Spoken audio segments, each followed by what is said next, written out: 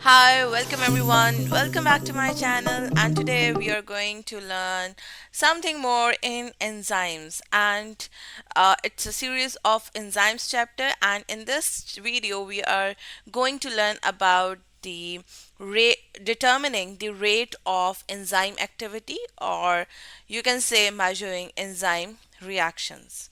So when we discuss about how enzymes speed up the reaction, definitely we need to know at what rate they are working and at what rate enzymes actually affect it. Will it actually increases the rate of reaction or not? So we have to investigate it.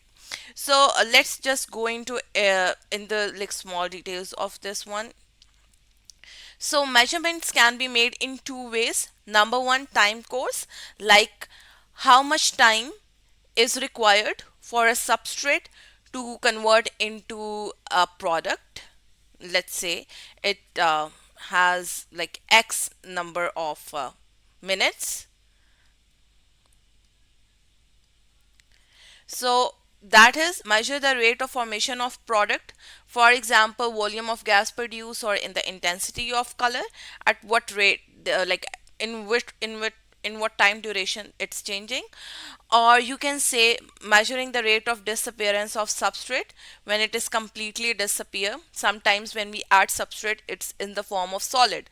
For example, when we say, let's say we say any take any substrate like glucose, or you can say sucrose or starch, that is quite soluble and quite visible if you talk about starch. But when we add the enzymes, for example amylase and the other enzyme, definitely that is going to convert into something that is soluble in water and that cannot be seen. So it may happen that they actually disappear, for example the fading color or the falling concentration. And the second way is to determine the rate of reaction according to the given set of conditions. For example, you have to keep the pH and the temperature constant for a certain point. Like we have to maintain few conditions constant, and then we add the, like we can increase the substrate concentration, we can increase enzyme concentration to check what is affecting or what is not. So when we talk about it, let's take an example of catalase that is found in the most of the cells of the organism, and it breaks hydrogen peroxide into water and oxygen. So a harmful substrate is converted into harmless products.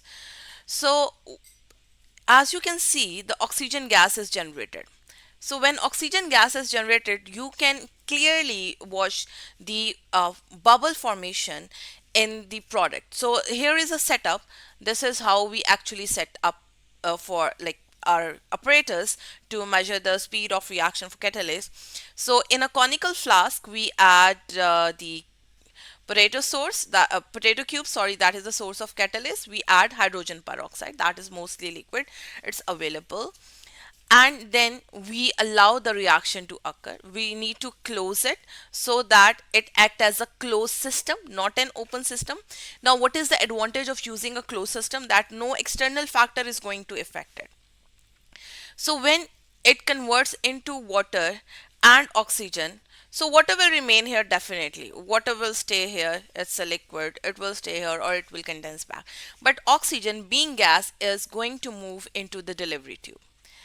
So oxygen travels along this tube, sorry, along this tube, and then it is allowed to be collected in a cylinder. Now you might have read in chemistry that there are certain methods of collecting gases. When the gas is you can say denser than water or less dense than water, so there are certain setups that we need. So here we have a water trough or a water tank in which our cylinder is there, which is also filled with water. Now when oxygen is going to enter it, the oxygen is going to replace water. The if oxygen is going to be captured over here, then it moves the water level down. So we can easily get the volume. For example, let's say 4 cubic centimeter of gas is produced in this reaction. So we can easily have a view of the amount of product that is formed. Or you can also say this is the time which is observed when hydrogen peroxide uh, is not visible, but it is already liquid.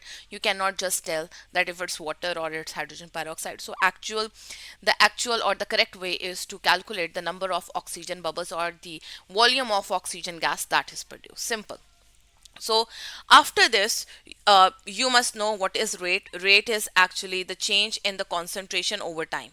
So you will see after like a certain time, for example, if you're taking 2 minutes or whatever minutes, this is your rate of reaction for like R1.